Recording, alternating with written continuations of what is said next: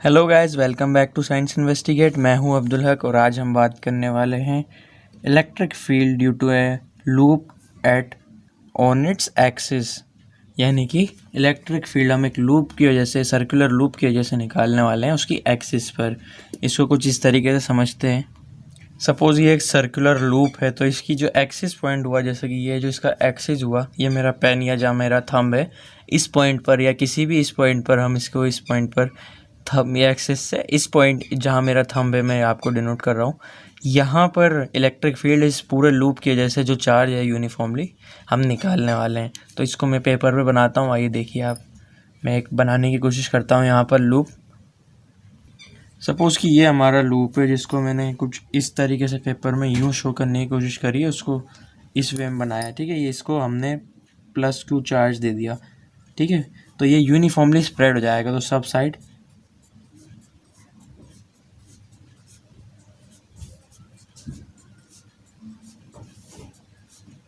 कि पॉजिटिवली सब side uniformly distribute हो जाएगा। ठीक है, अब उसके बाद हमें क्या करना है कि हमें इसकी जो एक्सिस है, सपोज़ ये यहाँ पर जो इसका जो एक्सियल पॉइंट है, उसकी वजह से यहाँ पर हमें इस पॉइंट पर निकालना है। इस पॉइंट पर हमें इलेक्ट्रिक फील्ड निकालनी है। तो इसको किस तरीके से करेंगे, सबसे पहले हम इसकी एक्सिस को यहाँ पर मिला देंगे।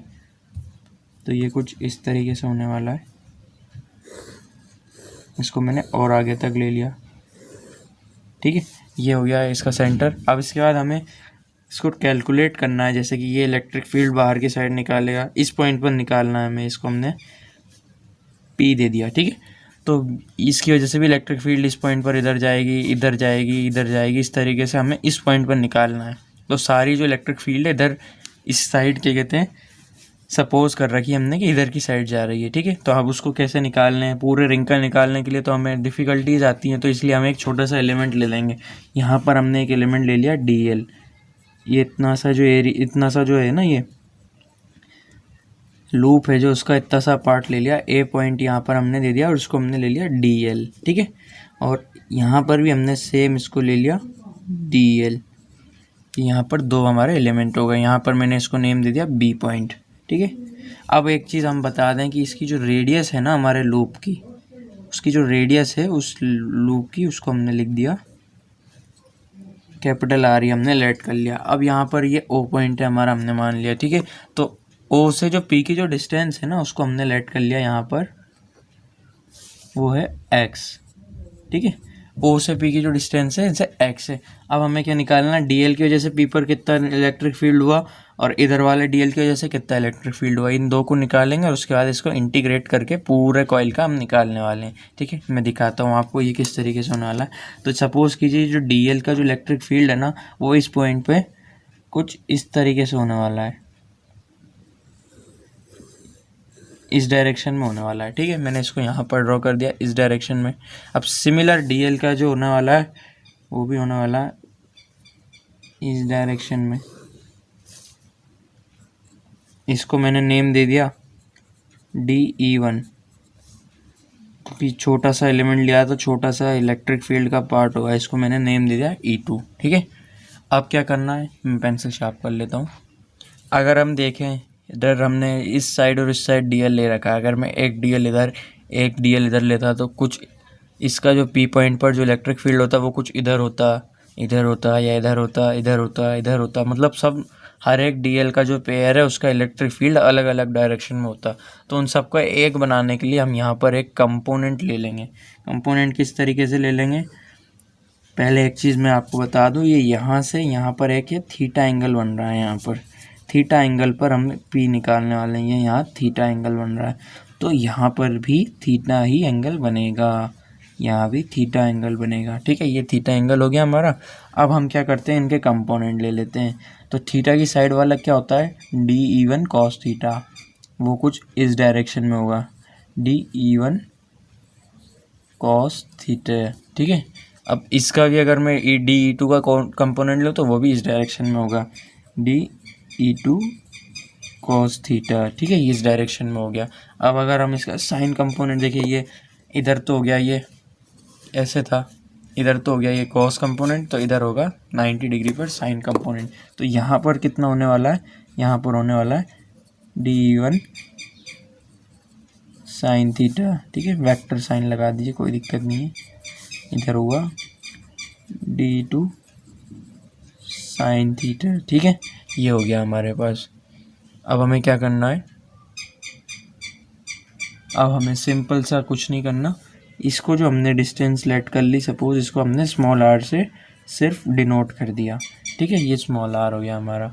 अब हमें क्या निकालना है, एक चीज़, चलिए यहाँ पर एक चीज़ और समझ में आई कि ये जो DE1 है वो इस डायरेक्शन में और उसके सेम अपोजिट DE2 इस डायरेक्शन में, तो ये जो DE1 और DE2 हैं ये आपस में कैंसिल आउट हो जाएंगे। और जो नेट इलेक्ट्रिक फील्ड आ रहा है वो एक ही डायरेक्शन में आ रहा है, E1 की वजह से भी इस डायरेक्शन में, E2 की वजह से भी इस डायरेक्शन में, तो इसी डायरेक्शन में नेट इलेक्ट्रिक फील्ड हो रहा है, तो हमें इसी डायरेक्शन में इलेक्ट्रिक फील्ड कैलकुलेट करना है। इधर की वजह से इधर आ रहा है और इधर वाले तो कैंसिल आउट हो रहे हैं, तो इधर हमें इलेक्ट्रिक फील्ड कैलकुलेट करना है। ये हो गया हमारा छोटा सा फिगर। अब हमें क्या करना है, इस फिगर, चलिए P पॉइंट हो गया, ये पॉइंट, ठीक है, सब ठीक है। अब हमें थियोरेटिकल पार्ट करना है और डेरिवेशन को आगे बढ़ाना है। चलिए देखते हैं किस तरीके से होने वाला है। तो जब हमने इलेक्ट्रिक फील्ड पढ़ा था या गॉस थ्योरम पढ़ा था तो हमने लाइन चार्ज डेंसिटी के बारे में बात करी थी, जिसको हम लैम्डा से डिनोट करते हैं, ठीक है, लैम्डा से हम लाइन चार्ज डेंसिटी को डिनोट करते हैं। तो एक बात हमने ये भी जानते हैं कि लाइन चार्ज डेंसिटी होती है टोटल चार्ज अपॉन उसकी लेंथ होती है, ठीक है, तो वही चीज़ है यहाँ पर हो गई लाइन चार्ज डेंसिटी की। यहाँ पर जो लेंथ है इस लूप की लेंथ है, लूप की लेंथ अगर मैं खोल दूँ तो लेंथ हो जाएगी, और उसको हमने सर्कल फॉर्म में कर रखा है, तो सर्कल फॉर्म की जो लेंथ होती है वो उसका पेरीमीटर होता है, या पेरीमीटर नहीं, सर्कमफेरेंस होता है। सर्कमफेरेंस होता है 2 पाई कैपिटल R, ये यहाँ पर हो गया, ठीक है। तो लैम्डा की क्या वैल्यू आई, lambda is equal to Q upon 2 pi R, ये है हमारे पास लाइन चार्ज डेंसिटी। इसको हम यूँ लिख सकते हैं, lambda dot 2 pi R is equal to Q, ठीक है। ये हमने यहाँ पर मल्टीप्लाई करके इसको लिख दिया। इसको हमने फर्स्ट इक्वेशन और इसको सेकंड इक्वेशन यहाँ पर लेट कर लिया, ठीक है। अब हमें क्या करना है कि एक छोटा सा एलिमेंट ले लिया हमने, छोटे से एलिमेंट की वजह से क्या निकालना है, इलेक्ट्रिक फील्ड निकाल लिया, लाइन चार्ज डेंसिटी छोटे से एलिमेंट की वजह से निकालनी है, ठीक है। तो यहाँ पर अगर हम थ्योरी में लिखेंगे तो किस तरीके से लिखेंगे,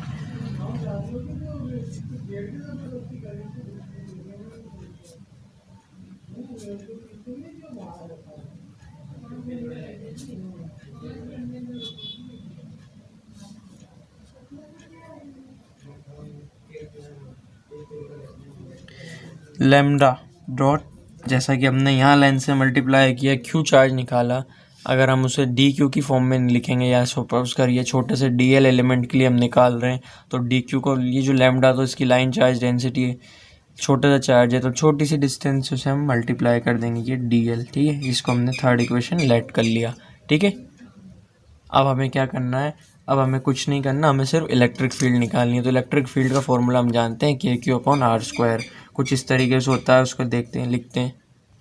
तो इलेक्ट्रिक फील्ड अगर हम E1 की बात करें फिगर के अंदर, E1 की, तो वो क्या होने वाला है, वो होने वाला है DE1 is equal to 1/4 pi epsilon not dot DQ upon R²। DE1 अपन छोटे से एलिमेंट की बात कर रहे हैं तो DQ चार्ज हमने यहाँ पर ले लिया, ठीक है, R²। और DE2 अगर हम बात करें, DE2 is equal to 1/4 pi epsilon not DQ upon R², ये भी R² क्या है, यही यहाँ से यहाँ तक की जो डिस्टेंस यही होती है, जिस पॉइंट पर हम निकालना है उस पॉइंट से यहाँ तक की डिस्टेंस यहाँ पर R लेट कर रखी है। तो यहाँ पर हम देख सकते हैं कि DE1 और DE2 की वैल्यू सेम आ रही है, तो हम इसको यहाँ पर लिख सकते हैं क्या, कि DE1 इक्वल, मैग्नीट्यूड ले लिए, चलिए DE1 इक्वल टू DE2, ये यहाँ पर मैग्नीट्यूड दोनों का सेम आ रहा है, ठीक है। ये चीज़ हमने यहाँ पर देखी।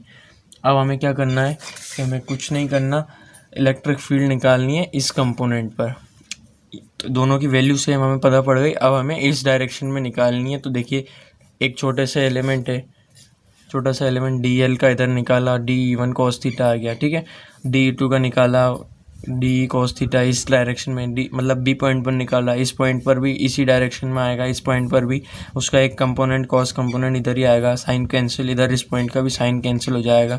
तो इनडायरेक्टली हमें एक चीज़ समझ में आई कि इसी डायरेक्शन में सारे कंपोनेंट आ रहे हैं, तो हम इस डायरेक्शन के अंदर छोटे से का इंटीग्रेशन कर लें तो हमें पूरा का इलेक्ट्रिक फील्ड इस डायरेक्शन में मिल जाएगा, और इस डायरेक्शन में तो ज़ीरो है। तो हम क्या करेंगे, अब इसका इंटीग्रेशन करने वाले हैं।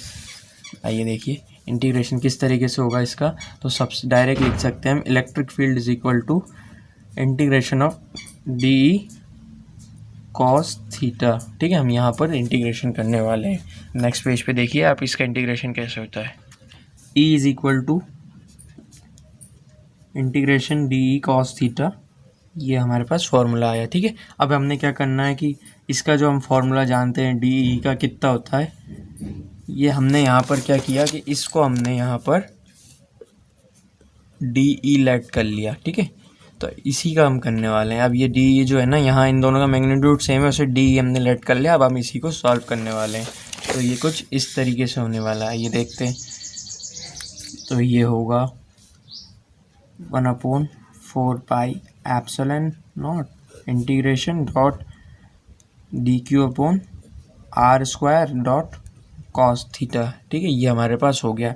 अब 1/4 पाई एप्सिलॉन नॉट और आर स्क्वायर, ये तो होगा कॉमन कांस्टेंट, तो ये आ जाएंगे बाहर। आर चेंज होने वाली है नहीं, 1/r चेंज क्या हो रहा है यहाँ पर, सिर्फ और सिर्फ D Q upon R upon कुछ भी नहीं, कॉस थीटा। ठीक है, अब हम एक चीज़ जानते हैं कि जो हमने एक इक्वेशन लिखी है अभी, फर्स्ट इक्वेशन हमने जो लेट करी थी, यहाँ पर थर्ड इक्वेशन हमने जो लेट करी थी उसमें हमने लिखा था, आप देख लिए थर्ड इक्वेशन क्या थी, लैम्डा डॉट डी एल। तो ये डी क्यू की वैल्यू हम यहाँ पर पुट करने वाले हैं। तो ये कितना हो जाएगा, 1/4 पाई एप्सिलॉन नॉट, यहाँ आएगा आर स्क्वायर 1/r स्क्वायर, और ये यहाँ पर आ जाएगा लैम्डा डॉट डी एल। अब लैम्डा तो किसी भी क्वांटिटी की जो लाइन चार्ज डेंसिटी है वो तो होने वाली है कांस्टेंट, एक यूनिट एरिया में कितना चार्ज है तो वो तो कांस्टेंट होगा, तो यहाँ आ जाएगा डी एल कॉस थीटा। ठीक है, ये हो गया। अब यहाँ पर अगर हम लूप देखें तो ये कुछ इस तरीके से, ये थीटा यहाँ पर इसको आर लेट कर लिया, इसको एक्स, और ये हो गया कैपिटल आर। ठीक है, ये पी पॉइंट। तो इधर जो कॉस थीटा जो होने वाला है ना, कॉस थीटा वो कितना होने वाला है, हमारा कॉस थीटा होने वाला है एक्स बाई आर इस फिगर के अंदर। तो यही एक्स बाई आर हम इधर पुट कर देंगे और उसके बाद इसको इंटीग्रेट करेंगे। ठीक है, तो अगर मैं 1/4 पाई एप्सिलॉन नॉट को के लिख दूँ, इसको lambda as it is upon R square. ठीक है, और ये हो गया इंटीग्रेशन, और ये यहाँ पर हम लिख दिया इसे डी एल का अगर हम इंटीग्रेशन करते हैं, चलिए पहले डी एल ही रहने देते हैं, और यहाँ लिख देते हैं एक्स अपॉन आर। एक्स भी कांस्टेंट है, ये एक्स बदलने वाला नहीं है, पॉइंट हमारा फिक्स है।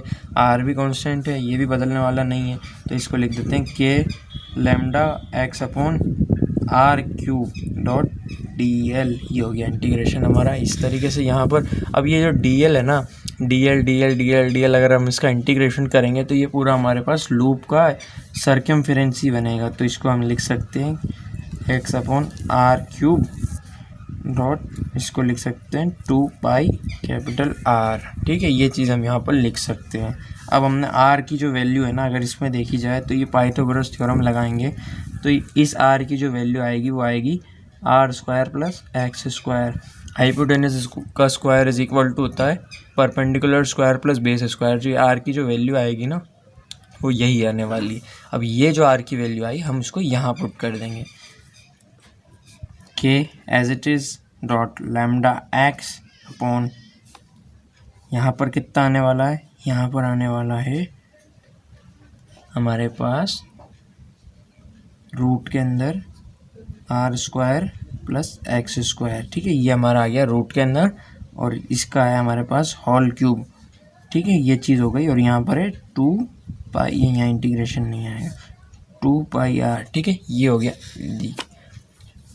के 1/4 pi epsilon not lambda as it is, X as it is, R की जो वैल्यू है यहाँ से हमने पुट कर दी। ठीक है, ये इसको अगर रूट हटाएं तो यहाँ 3/2 हो जाएगा, 1/2 रूट की वैल्यू होती है एज इट इज़, और 2πr ये भी हो गया हमारे पास, ठीक है।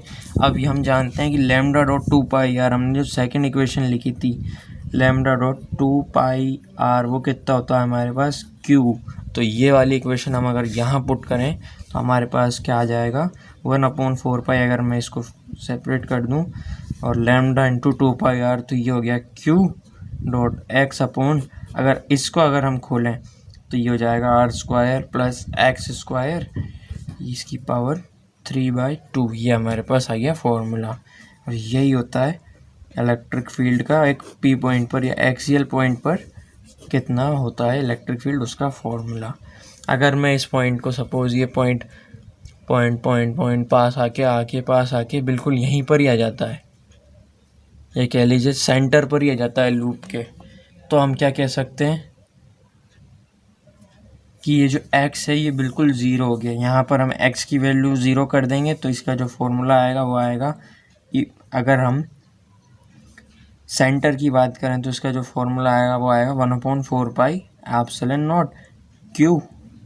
x ऊपर का तो एज इट इज़ रहेगा, ऊपर मल्टीप्लाई में जो क्वांटिटी होती है उसको ज़ीरो नहीं करते हैं, जो प्लस माइनस में होती है उसको ही ज़ीरो करते हैं। तो ये जो इधर कितना हो जाएगा सिर्फ r² और ये रह जाएगा 3/2, तो ये 1 कैंसिल होके 1/4π epsilon not qx upon r³ ये हो जाएगा अगर सेंटर की बात की जाए। और अगर बहुत ज़्यादा दूर है पॉइंट तो इसको अगर हम देखिए, इससे मैं इस पॉइंट से बहुत ज़्यादा दूर चल जाऊंगा तो ये मुझे एक ही पॉइंट नज़र आने लग जाएगा। तो उसके अंदर हम क्या करेंगे कि हम r को नेगलेक्ट कर देंगे। उस टाइम पे हम क्या करेंगे x ग्रेटर देन r कर देंगे, तो r नेगलेक्ट होके x³ यहाँ पर आ जाएगा, r³ की जगह x³ आ जाएगा। तो ये था एक छोटा सा कंसेप्ट जिसके अंदर हमने समझा इलेक्ट्रिक फील्ड एक लूप की वजह से एक्सियल पॉइंट पर कितना होता है। उम्मीद करता हूँ वीडियो पसंद आया होगा।